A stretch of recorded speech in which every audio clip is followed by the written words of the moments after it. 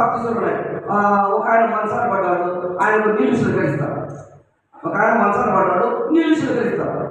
అది కరెక్ట్ కాదు. ఇంకొక ఒక అబ్బాయి ఏదో జీవాలకు వెళ్తా ఉంటాడు, మేకలకో ఎద్దలకో ఎనకో. ఆ అబ్బాయికి క్రైస్తవ పెళ్లి పోయి క్రైస్తవ పెళ్లి అయిన తర్వాత కూడా పెళ్లి బాప్తిజం ఇస్తారు. పెళ్లి రోజు బాప్తిజం ఇచ్చి పెళ్లి చేయాలి, కొన్ని నియమాలు. అది కరెక్ట్ కాదు. పెళ్లి కోసమే బాప్తిజం తీసుకోకూడదు. పెళ్లి కోసమే బాప్తిజం తీసుకుంటే పెళ్లి అయిపోయిన తర్వాత వాడి అలవాటు వాడి, వాడి యొక్క వ్యాపారం వాడి, వాడు ఏదైతే ముందు చేస్తున్నాడో వాడికి లోపడతాడు. అందుకని బాప్తిజం తీసుకున్న తర్వాత చేయకూడనివి చేయవలసింది.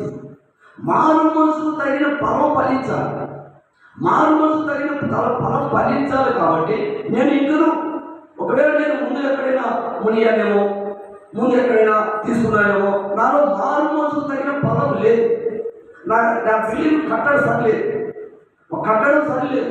ఈ కట్టడం సరిలేనప్పుడు సరికి కట్టేవాడు కావాలి. ఒక బేదాలతోనే ఇల్లు కట్టించుకుంటే ఇల్లు బాగుంటుంది. ఇద్దరు ముగ్గురు బేదాలు పెట్టుకోనుకోండి, వాడు ఒక విధంగా అవుతాడు, ఇల్లు ఒక విధంగా. అలా కాకుండా వాక్యానుసారంగా మనం తీసుకుంటున్నాం. వాక్యానుసారంగా ఏమన్నారు, ఆ ప్రాంతం వారు వచ్చారు, ఈ ప్రాంతం వారు వచ్చారు, ఆ గ్రామం వారు వచ్చారు, ఈ గ్రామం వారు వచ్చారు. వచ్చిన తర్వాత పరిచయులు సద్దుకలు వచ్చారు. పరిచయులు వస్తే ఏడైనా అడిగేస్తే, పరిచయులు వచ్చాడు కొన్ని ఏడైనా సమస్య. ఎక్కడైనా గమనించండి, పరిచయులు ఎక్కడైతే ఉన్నారో అక్కడ సమస్య. పరిచయులు వచ్చారు, సద్దుకలు వచ్చారు, మరి కోసం సుంకరులు వచ్చారు. సుంకరి, ఈ సుంకరి కూడా ఎవరు? ఈ మత్తయ్య సుంకరి. సుంకం రాబట్టి మత్తయ్య బాప్తిజం గురించి రాశారు. అందుకని వాళ్ళు వచ్చిన తర్వాత వాళ్ళు చూశారు. ఎవరు చూసినప్పుడు యెషయా వారు వచ్చారు, యూదయ వారు వచ్చారు, యోర్దాను ప్రాంతంలో వచ్చారు, సుంకరులు వచ్చారు, పరిచయులు వచ్చారు. ఈ పరిచయులు సుంకరులు చూశారు. ఎవరు చూసింది? యోహాను గారు చూసి ఏమంటున్నారు? సర్ప సంతానమా. ఎందుకు వచ్చారు? సర్ప సంతానం అంటే సర్పం అంటే అబ్బా, సర్పం అంటే సాతాను. ఈ సాతాను సంతానం వచ్చింది. సాతాను సంతానం ఎలా వచ్చింది? మారు మనసు లేకుండా వచ్చింది. మారు మనసు లేకుండా బాప్తిజం తీసుకోకూడదు. మారు మనసు లేకుండా వచ్చిన సంతానం చూశాడు. మారు మనసు లేకుండా వచ్చిన సంతానంతో మాట్లాడు. సర్ప సంతానమా. నెక్స్ట్ ఏమన్నాడంటే రాబోయే ఉగ్రత వస్తాయి, వర్షం వస్తాయి. వర్షం వచ్చిన మనకు గొడుగు కావాలి. వర్షం అయిపోయిన తర్వాత గొడుగు అవసరం లేదు. వర్షం వచ్చినప్పుడు గొడుగు ఎలా అవసరం ఉందో, వర్షం వచ్చినప్పుడు గొడుగు అక్కడ. అలాగే ఈ నెల వచ్చారు రాబోయే ఉగ్రత వస్తాయి, తప్పించుకుందాం. అంటే ఉగ్రత కోసమే బాప్తిజం తీసుకోవాలి. ఉగ్రత కోసం ఎవరు తీసుకోకూడదు. నేను కూడా ఎవరైనా రాబోయే ఉగ్రత తప్పించుకోవాలి. అక్కడ ఉన్నటువంటి మాట రాబోయే ఉగ్రత తప్పించుకోవడానికి వచ్చారు. వాళ్ళు ఇష్టపూర్వకంగా రాలేదు. ఇష్టపూర్వకంగా వచ్చిన వాళ్ళు కొందరుంటే ఉగ్రత తప్పించే కొందరు వచ్చే. అందుకని మాట్లాడు సర్ప సంతానమా, రాబోయే ఉగ్రత తప్పించుకోవడం మీకు బుద్ధి చెప్పిన వాడు ఎవడు? మీకు ఎవరు బుద్ధి చెప్పింది మాటలు? ఎవరు ఈ మాట మీకు చెప్పింది?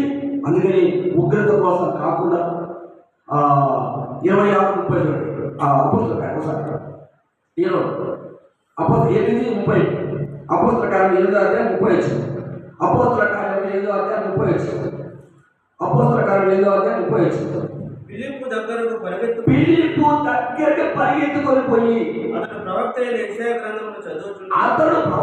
యెషయా గ్రంథము చదువుతుండగా విని నీవు చదువుని గ్రహించున్నావా అని అడుగుగా అతడు ఎవడైనా నాకు త్రోవ చూపుకుంటే ఎలా అర్థం అవుతుంది?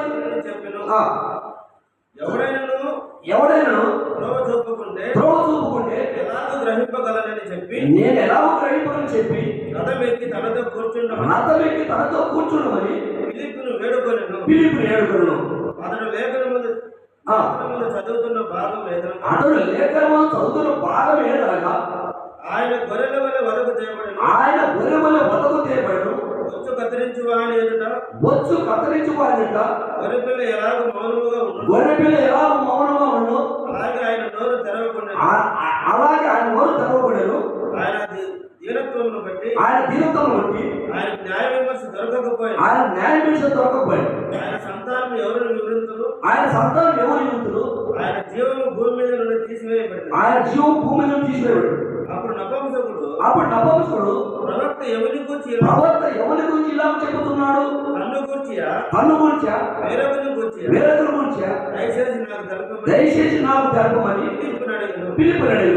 అందుకు పిలుపు అందుకు పిలుపు నోరు తెరిచి ఈ ఈ లేఖను అనుసరించి లేఖను అనుసరించి అతనికి యేసును గురించిన సువార్త అతను యేసును గురించి సువార్త ప్రకటించాడు. ప్రకటించాడు. వారు త్రోవలో వారు త్రోవలో వెళుతుండగా నీళ్ళున్న యొక్క చోటికి వచ్చిన నేను ఒక చోటికి వచ్చినప్పుడు నపుంసకుడు నపుంసకుడు ఇదిగో నీళ్లు ఇదిగో నీళ్ళు, నాకు బాప్తిజం ఇచ్చి నాకు బాప్తిజం కావాలి.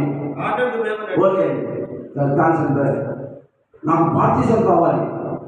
ఎవరు కోరేది బాప్తిజము? బాప్తిజం కోరేది ఎక్కడ? నపుంసకుడు. నపుంసకుడు హోదా ఏంటి?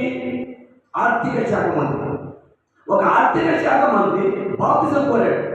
ఈ ఆర్థిక శాఖ మంత్రి కందాకే కింద రాని ధనారాగమంతటి మీద అధికారి. ఈ అధికారి బాప్తిజం కోరాడు. ఈ అధికారికి శత్రుడు ఉంది, ఈ అధికారికి రథం ఉంది, ఈ అధికారికి ఇల్లు ఉంది. ఒక అధికారి బాప్తిజం పొందుకుంటామంటే మనమేదో ఈ పని ఆ పని చిన్న పని పెద్ద పని చేసి కూలి పని చేసుకుని బతికే మనం ఎన్నో ఆటంకాలు, ఎన్నో అనుమానాలు, ఎన్నో సమస్యలు ఎందుకు తీసుకోవాలి? ఎవరు ఏంటో ఏదో ఒక భారం మీద పెట్టేట్టు భయపడతా ఉన్నాం అనే కాదు. ఎవరైతే బాప్తిజం పొందాలో ఉంటారో వాళ్ళే నిజమైన యేసుక్రీస్తు బిడ్డలు. బాప్తిజం పొందాలేప్పుడు ఎలా క్రైస్తవుడైతావు? బాప్తిజం పొందాలేప్పుడు ఎలా క్రీస్తు బిడ్డవైతావు? క్రీస్తు దాసులైతావు, క్రీస్తు దాసులైతావు. అందుకని నపుంసకుడు కోరాడు, నాకు నీళ్ళున్నాయి, అదిగో నీళ్ళున్నాయి, నేనున్నాను, నాకు కాటకమే. ఇష్టపూర్వకంగా